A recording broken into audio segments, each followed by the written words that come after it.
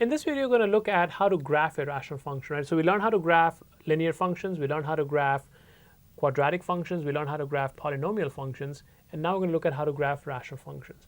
So again, the way we graph rational functions is pretty much the same the way we graph polynomial functions, right? So we'll need to know the end behavior. In this case, when we talk of end behavior, we'll look at asymptotes. Do they have vertical asymptotes or do they have horizontal asymptotes? Okay, we're going to find the intercepts. We're going to look at the function as symmetry. We're going to find the domain of the function, and then finally we're going to make our sign chart and graph it. All right. So the first thing when I look at a rational function is what is its domain. All right. So in our example, our rational function is 2x squared minus 2 over x squared minus 9. So my first step here sort of is going to be finding the domain of this function. Now, if you recall, finding the domain of a rational function is basically figuring out where those points, which points make the denominator 0, and then throwing those points out of my number line, right? And so I'm going to look at the denominator, which is x squared minus 9. I'm going to set that equal to 0. And that gives me x minus 3, x plus 3 equal to 0. And so I get x equals 3 and negative 3. So these are the 2 points that are going to make, or 2 numbers rather, that make my denominator 0. And so my domain is everything other than these 2 numbers. So I can write my domain to be negative infinity to negative 3, union negative 3 to 3, union 3 to infinity. Now I just want to make a point of caution here that typically what we are trying to say here is all numbers other than 3 and negative 3. So people tend to forget this part here and they just write negative infinity to negative 3, union 3 to infinity, and they forget that stuff in between 3 and negative 3 is fine in my domain. It's just those 2 numbers that are not. Okay, so please make sure you don't leave that out. Okay, step 2. What is the end behavior? In this case, we're going to talk about asymptotes. Okay, so I have 2 types of asymptotes. First, I'm going to find my vertical asymptotes.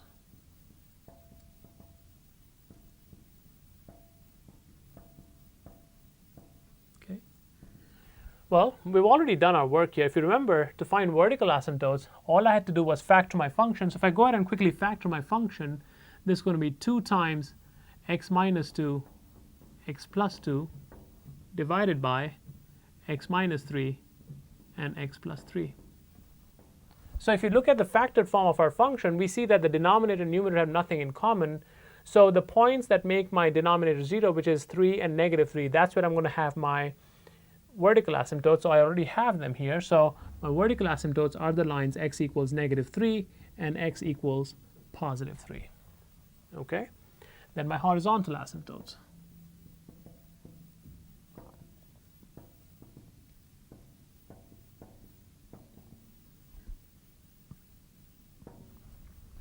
So how do I find horizontal asymptotes? Well, I look at the degree of my polynomial.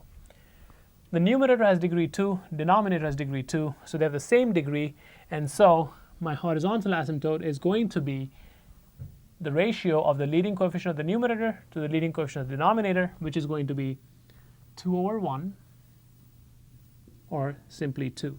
So y equal to 2 is my horizontal asymptote.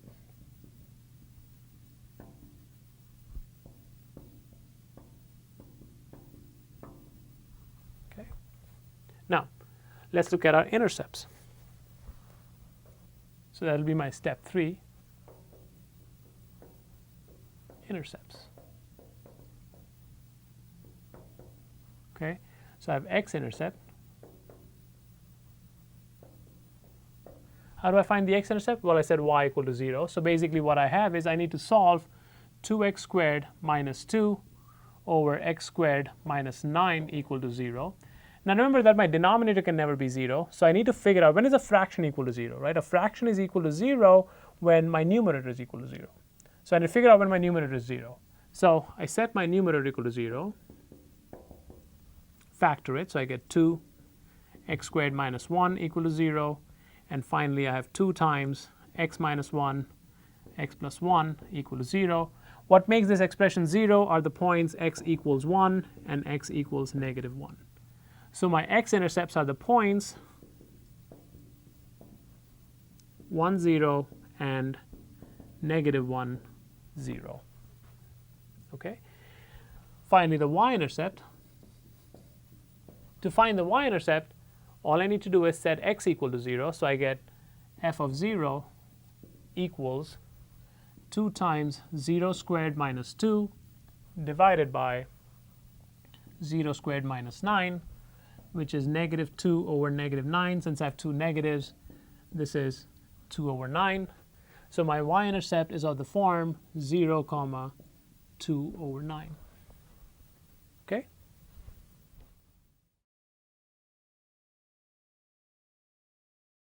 So then, now the thing we're going to do next is we're going to see if this function has symmetry. So step 4 is symmetry.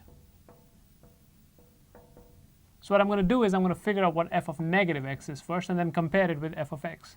So f of negative x is going to be 2 times negative x squared minus 2 over negative x squared minus 9. And that gives me 2x squared minus 2 over x squared minus 9, which is the same as my function fx. So I have f of x on f of negative x equals fx, which means the function is symmetric about y-axis. Okay? And then finally, step 5, we're going to go ahead and make our sign chart. Now, if you remember, when we made the sign chart for the inequalities, we put up the zeros for the numerator and the denominator. And this is exactly what we're going to do here, is I'm going to go ahead and I'm going to make my number line. Okay? And I'm going to put all my zeros on there. So I had the denominator was 0 at negative 3. Then I had a numerator that was 0 at negative 1, 1, and 3. So basically, I have the zeros of the numerator, and these two are the zeros of my denominator. So if you look again, we've divided our number line into 5 parts, right? Everything less than negative 3, everything between negative 3 and negative 1, between negative 1 and 1, between 1 and 3, and then everything greater than 3. Okay? Now I'm going to write down all my factors here. And so my factors are going to be, we had x minus 1, we had x plus 1, x minus 3, and then x plus 3. And then we have the function that was 2 times x minus 1, x plus 1 over x minus 3, and x plus 3. All right? Pick our test points. So my test point in this region could be negative 5, negative 2, 0, 2, and 5. Now, put in negative 5. This is negative. This is going to be negative. This is negative. And this is going to be negative. So I'm multiplying 4 negative numbers. So this sign here is going to be positive. Put in negative 2. That becomes negative, negative, negative. And this would be positive. Multiplying 3 negative numbers gives me a negative times a positive gives me a negative. Put in 0. I'm going to get negative. That's going to give me a positive.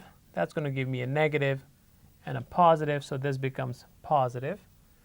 Put in 2 and I get positive, positive, negative, positive. So that makes it negative. And finally, when I put in 5, all of them would be positive. So that makes it negative. Sorry, positive. Okay? So this is basically the overall sign of my function. All right? So let's recap and see what we had.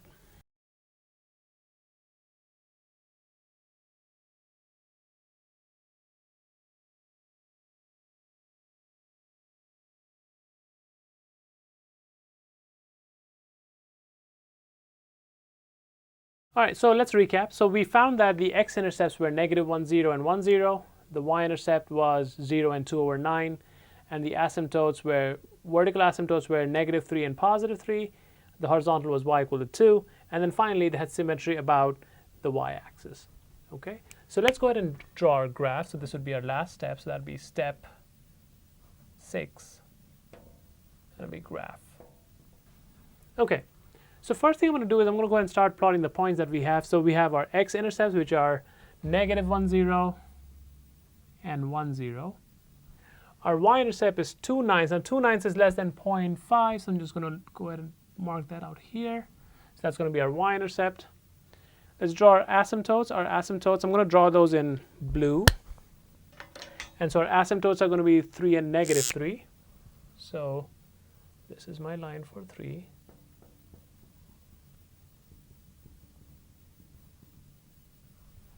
And then I have a 3 over here.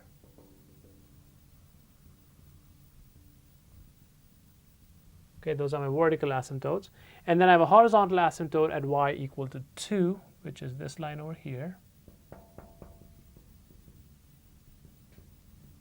Okay, so we usually mark our asymptotes with dotted lines so we don't confuse them with axes. And I'm going to draw my function. Now, if you remember from the sign chart that in this region here, right of negative 3, my function was positive. Okay, so then the question is, should it be this way? Should it be this way? Well, it should follow the asymptote. Remember what a horizontal asymptote is? As I go towards negative infinity, right, it's going to approach this line. And as I go towards the point negative 3, it's going to go towards infinity. It cannot come down because our function was all positive less than negative 3. So the only way this function can go is this way. Now, if you remember, we had a symmetry, and the symmetry was a y-axis, right? You don't need the symmetry since you have the sign chart, but with the symmetry, things become easier because if I reflect this here, well, this also then has to go this way, okay? And then between negative 1 and negative 3, my function was here, okay? And then it was positive between 1 and negative 1, so it's going to go this way, and then go back down again, follow the asymptote towards negative infinity. And so this is the graph our function fx equals 2x squared minus 2 over x squared minus 9. Okay, now just a random bit of information. This graph here, these types of graphs are also known as policemen at point duty.